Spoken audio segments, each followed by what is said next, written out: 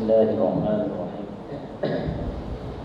نماز کے شرائط یعنی باہر کے فرائض، اس میں ایک چیز بیان کی تھی کہ بدن کا پاک ہونا حدث سے بھی اور خبث سے بھی، یعنی بے وضو ہو آدمی یا غسل کی ضرورت ہو تو اس صورت میں طہارت حاصل کر لے، وضو کر لے یا غسل کر لے، اس کے بغیر نماز صحیح نہیں ہوتی۔ ایک آدمی بے وضو ہے تو بے وضو ہونے کی حالت میں وہ اللہ کا ذکر کر سکتا ہے، قرآن مجید کی زبانی تلاوت نہیں کر سکتا ہے، لیکن قرآن مجید کو چھونا یہ بے وضو ہونے کی حالت میں جائز نہیں ہے۔ بہت سی احادیث سے یہ بات معلوم ہوتی ہے کہ بغیر وضو کے قرآن کو چھونا جائز نہیں ہے، اس لیے بے وضو ہونے کی حالت میں قرآن کو نہ چھوئے۔ اسی طرح اگر ضرورت پڑ جائے تو کوئی کپڑا مثلا رومال ہے تو رومال کے ذریعے قرآن کو چھو سکتے ہیں۔ جو کپڑے ہم نے پہنے ہوں تو ان کپڑوں کے ذریعے قرآن کو چھونے کی اجازت نہیں ہے۔ مثلا آستین ہے تو آستین ہی کے ذریعے قرآن کو چھو لیا بے وضو ہونے کی حالت میں، تو یہ جائز نہیں ہے، تو اس کا خیال رکھیں۔ اسی طرح موبائل کے اندر قرآن ہوتا ہے تو بے وضو ہونے کی حالت میں اس میں بھی اگر قرآن مجید اسکرین پر کھلا ہوا ہو تو جہاں قرآن کی آیات لکھی ہوئی ہو ان پر انگلی نہ رکھے، احتیاط اسی میں ہے، بلکہ کناروں پر جہاں پر قرآن لکھا ہوا نہ ہو، جس کو حاشیہ کہتے ہیں، تو وہاں پر انگلی رکھ کر صفحات وغیرہ کو پلٹنے کی ضرورت پڑے تو یہ اس کی گنجائش ہے۔ اگر غسل کی ضرورت ہے، غسل فرض ہو گیا ہے تو اس صورت کے اندر قرآن کی تلاوت زبانی کوئی جائز نہیں ہے۔ غسل کی ضرورت ہو تو قرآن کی تلاوت کی نیت سے زبانی کرنا بھی جائز نہیں ہے۔ ہاں اگر ذکر اور دعا کی نیت سے کوئی آدمی قرآن کی آیات پڑھتا ہے تو اس کی گنجائش ہے۔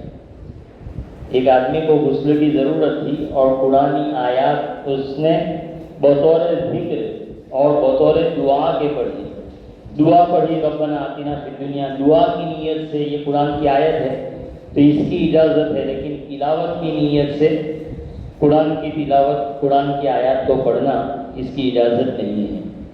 وضو کے دوران ان چیزوں کا خیال رکھنا چاہیے کہ جن کے ہوتے ہوئے پانی جسم تک نہیں پہنچ سکتا، لہذا عورتیں وہ نیل پالش ہے، لپسٹک ہے، ان چیزوں کا خیال رکھے کہ پہلے ان کو دور کرے اور ان کو دور کرنے کے بعد پھر وضو کرے۔ اسی طرح بہت سارے لوگ بالوں کے اندر ایسے کلر لگاتے ہیں کہ جن کی وجہ سے بالوں پر پڑ جم جاتا ہے، جس کی وجہ سے وہ پانی جو مسح کرتے وقت یا غسل کرتے وقت بالوں پر گرتا ہے تو بالوں تک پہنچ نہیں پاتا کیونکہ اوپر پڑ جم گیا ہے، اس لیے ان کا بھی وضو اور غسل صحیح نہیں ہوتا۔ اس لیے خوب تحقیق کر لیں کہ آیا اس کلر کی وجہ سے بالوں پر پڑ جم جاتا ہے یا نہیں جمتا۔ اگر پڑ جم جاتا ہو تو ایسے کلر سے احتراز کرنا چاہیے، اور اگر پڑ نہیں جمتا ہے اور پانی براہ راست بالوں تک پہنچ جاتا ہے تو اس صورت کے اندر ایسا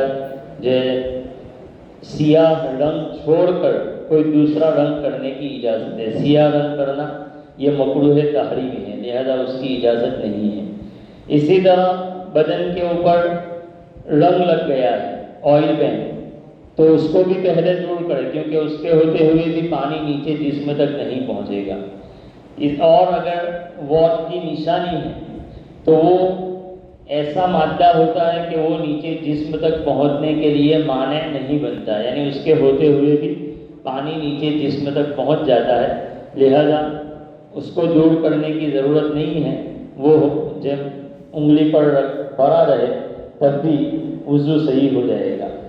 تو وضو اور غسل کے اندر ان چیزوں کا خیال رکھنا چاہیے۔ بعض مرتبہ بعض لوگ اٹیچ باتھ روم میں بسملہ سے متعلق بھی سوال کرتے ہیں کہ وہاں پر بیت الخلا بھی ساتھ میں ہی ہوتی ہے اور وضو کرتے وقت بسم اللہ پڑھنے کی اجازت ہے یا نہیں، تو اگر گندگی سامنے موجود نہ ہو، فلش کیا ہوا ہے اور گندگی نہیں ہے تو اس صورت میں اٹیچ باتھ روم میں وضو کرتے وقت بسم اللہ پڑھ سکتے ہیں، اور اگر گندگی سامنے ہو تو اس صورت میں بسملہ پڑھنے کی اجازت نہیں ہے۔ تو یہ پہلی شرط تھی۔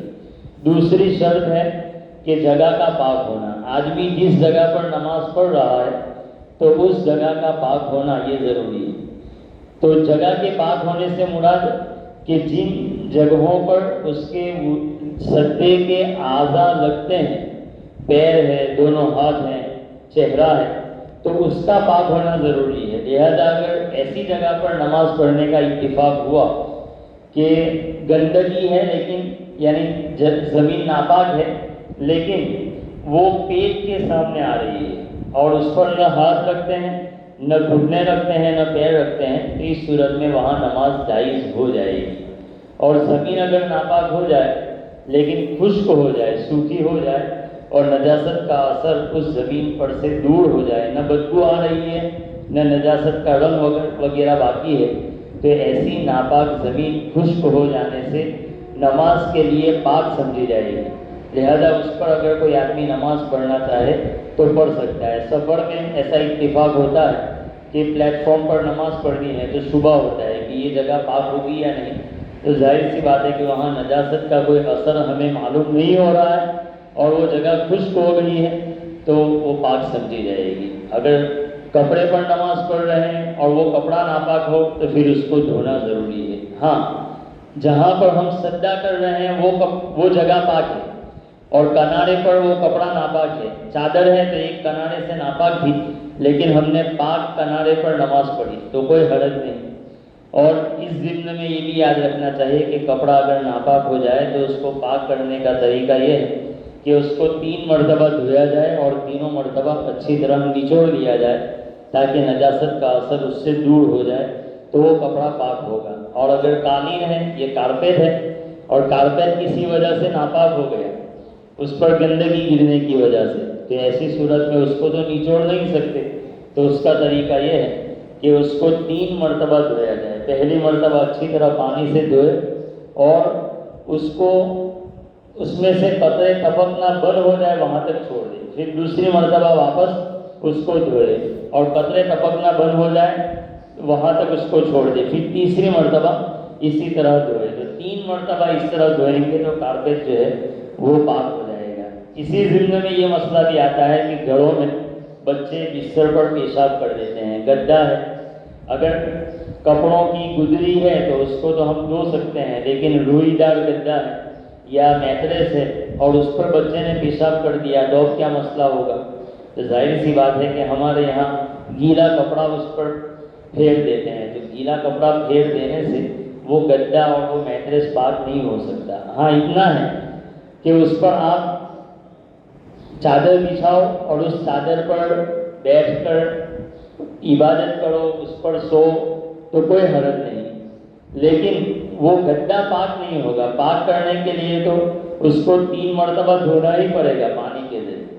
اب روئی وغیرہ خراب ہوتی ہے پانی کے ذریعے، تو اگر کوئی دوسرا طریقہ ہے جس کی وجہ سے وہ نجاست دور ہو جائے، جیسے بہت سارے کپڑوں میں ڈرائی کلین کرواتے ہیں، تو اگر یہاں پر بھی کوئی دوسری صورت ہو نجاست کو دور کرنے کی، کوئی ایسا کیمیکل ہو تو اس کو استعمال کیا جا سکتا ہے اور اس طرح وہ پاک ہو سکتا ہے. لیکن صرف گیلا کپڑا پھیر دینے سے وہ پاک نہیں ہوگا. البتہ اس پر سوکھ جانے کے بعد سونا وغیرہ جائز ہے، لیکن یاد رہے کہ اگر سونے کی وجہ سے پسینہ نکلا اور پسینے کی وجہ سے وہ گندگی واپس جب ابھر آئی اور بدن پر یا کپڑے پر لگی تو وہ کپڑا اور بدن ناپاک ہو جائیں گے. اس لیے جن گھروں میں چھوٹے بچے ہوں تو اس کا خیال رکھنا چاہیے کہ اس پر کوئی گدری وغیرہ بچھا دی جائے کہ اگر کبھی اس نے ایسا پیشاب وغیرہ کر دیا ہو تو اوپر والا کپڑا نکال کر اس کو دھو سکتے ہوں اور یہ چیزیں ناپاک نہ ہو. اللہ تعالیٰ ہمیں صحیح سمجھے.